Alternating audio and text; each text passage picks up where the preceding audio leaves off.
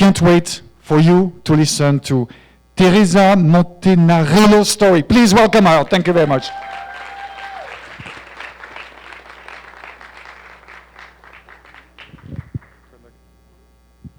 Thank you, Arnaud. One of my favorite things about teaching, besides the summers off, of course, is seeing my students grow over the years. I have worked with one student for the past 2.5 years in our school's makerspace. This student has learned how to use a hammer, a saw, even a tabletop drill press to make their own toys. It's good for the parents, right? The student knows how to 3D design in order to print objects from our 3D printer too. I definitely could not do that when I was a student. Now, even with all these skills though, it's unlikely that this student will pursue a career in science, tech, engineering, or math, also known as the STEM fields. How is it that our future is already predetermined?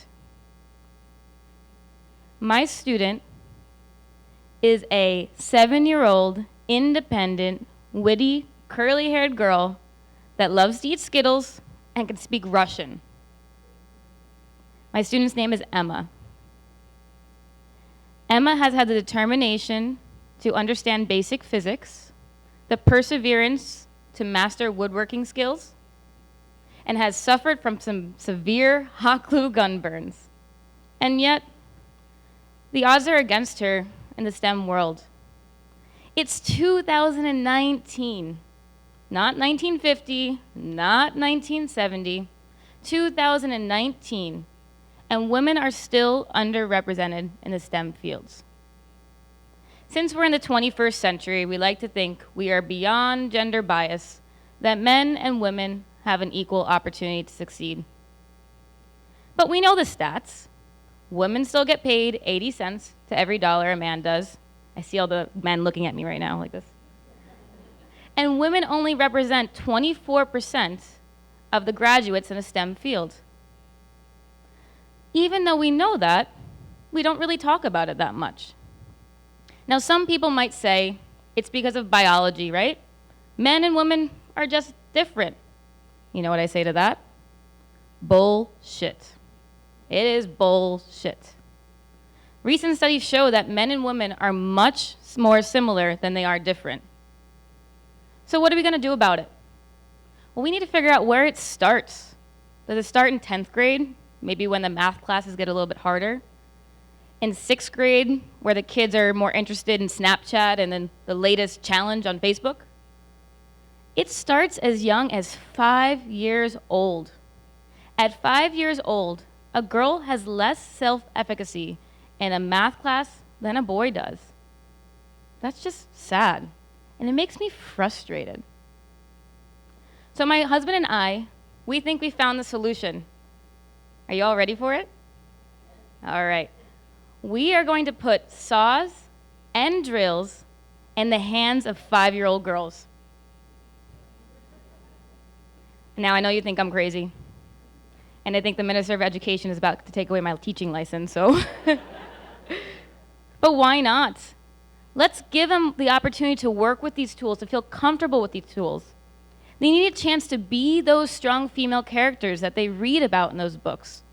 So let them build a house instead of drawing it on a piece of construction paper. Let them actually make a circuit instead of reading about it in a workbook. So as Arnaud said, my husband and I, we've created Makerpedia. It's a series of opportunities for kids to become architects, engineers, and computer scientists. We do it every Friday, and we have kids not wanting to leave school at 6 p.m. How many of you want to stay at work till 6 p.m.? Their parents are literally dragging them out. These are the kind of opportunities that we want infused into the curriculum, not just for after school. Now, I know Emma, she doesn't want to be a computer scientist. She doesn't want to be a mechanical engineer, although I think she'd make a really good architect. She wants to be a ballerina, and that's totally okay. But what is not okay is limiting her opportunities because of her gender.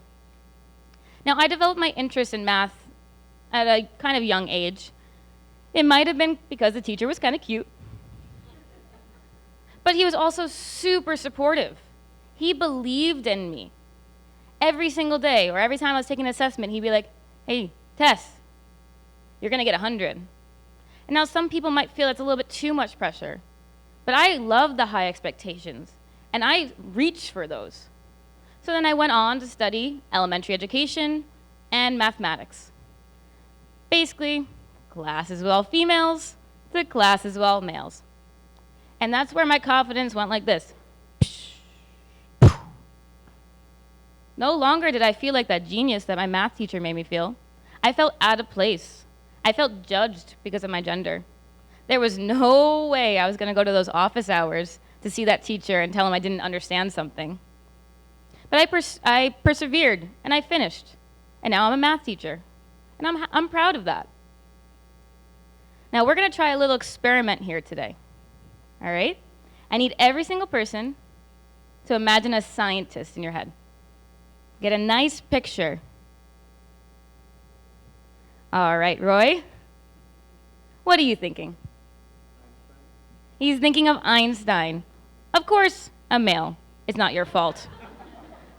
But that's what you would expect, right? That's the images that we see in the workbooks. That's the images they see in the textbooks. We don't see those strong female chemists. Although, just last week, or a couple weeks ago, we had a first woman to win the Nobel Peace Prize of Mathematics. How cool is that? But do our teachers tell that to our students in the class? No. Now, I definitely don't want to discredit the leaps that women have made in the past few years. Women are definitely more represented in the STEM fields now more than ever. In fact, right now, I have a calculus class of only females. They might think I'm sexist, but no, they earned it. So I want you guys to imagine myth with me.